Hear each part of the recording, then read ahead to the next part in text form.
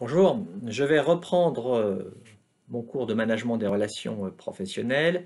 J'avais entamé lors de ma dernière vidéo la partie 2, la coopération au cœur des relations professionnelles, et plus précisément j'avais entamé mon chapitre 1, la culture au fondement de la coopération, culture et management. Et j'avais fait un préambule autour des travaux d'un auteur français, Maurice Thévenet. Je continue donc mes réflexions à partir des travaux de Thévenet et j'en arrive maintenant dans mon chapitre 1 à mon grand 1, deux disciplines clés.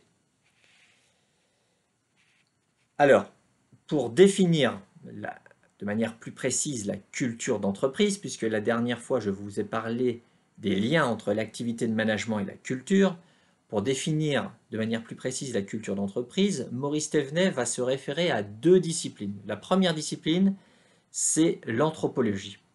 La deuxième discipline, c'est plutôt un champ disciplinaire, ce sont les sciences de gestion, intitulées aujourd'hui les sciences de gestion et du management. Alors, pourquoi mobiliser l'anthropologie?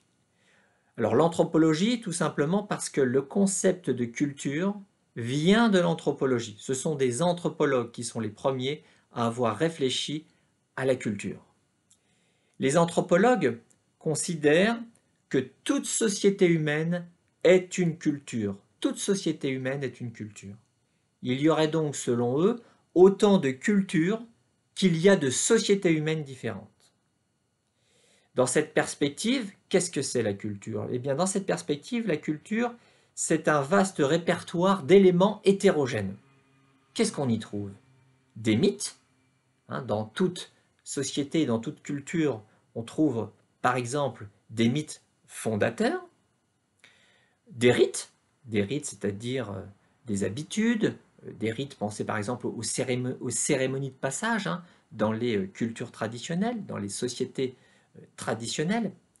On y trouve également des comportements, des représentations collectives, des croyances, des interdits et des valeurs, des tabous, des us et des coutumes, c'est-à-dire des habitudes du quotidien. Voilà tout ce que recouvre potentiellement le concept de culture. Donc vous voyez bien que c'est vraiment des éléments qui sont très hétérogènes. Ensuite, Maurice Thévenet mobilise donc des travaux qui ont été menés dans le champ des sciences de gestion et du management, tout simplement parce que l'objectif de Thévenet, c'est d'appréhender les liens entre la culture d'un côté et le management de l'autre. Thévenet n'est pas anthropologue, Maurice Thévenet est enseignant-chercheur en sciences de gestion. Alors pour planter le décor et pour introduire donc les recherches qui ont été menées dans le champ des sciences de gestion et du management, Maurice Thévenet va s'appuyer sur la définition d'un auteur. Cet auteur, c'est Schein, S-C-H-E-I-N, Schein, qui a proposé une définition de la culture qui me semble intéressante. Et c'est une définition que l'on retrouve très fréquemment dans la littérature en management et en gestion des ressources humaines.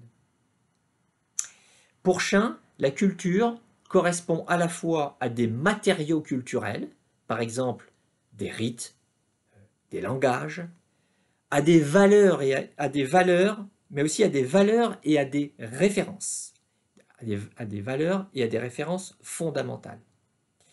Donc, la culture correspond à la fois à des matériaux culturels, à des valeurs et à des références fondamentales, et tous ces éléments-là sont censés guider les comportements individuels, tous ces éléments sont censés orienter, structurer les comportements individuels.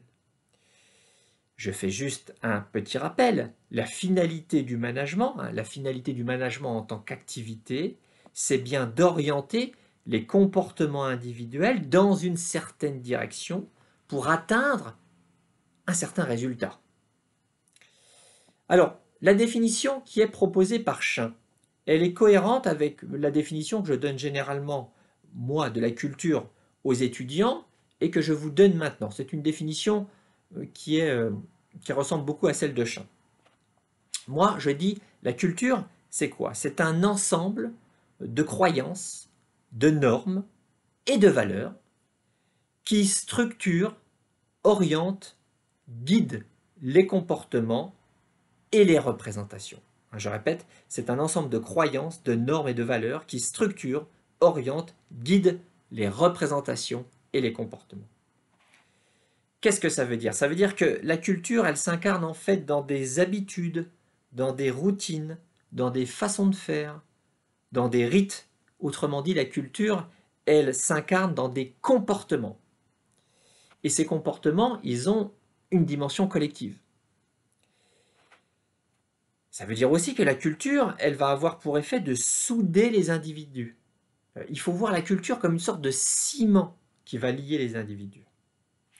Et donc, quand on y réfléchit bien, et quand on reprend la définition de Schein, ou la définition que je reprends de la culture, on peut voir qu'il y a une face interne de la culture et une face externe.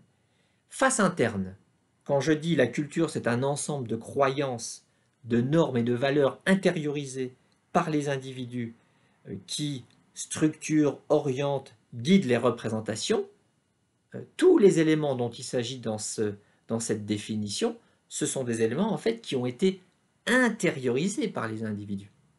C'est bien la face interne de la culture dont il s'agit ici. Mais il y a aussi la face externe. Quand on dit la culture, c'est aussi un ensemble de comportements, la culture se cristallise dans des habitudes, dans des routines, dans des façons de faire, eh bien ces comportements, ces habitudes, ces routines, ces façons de faire, elles sont observables. Le chercheur peut se donner les moyens d'observer ces phénomènes-là. Donc ça veut dire aussi que la culture, elle s'extériorise, et là on a affaire à la face externe de la culture.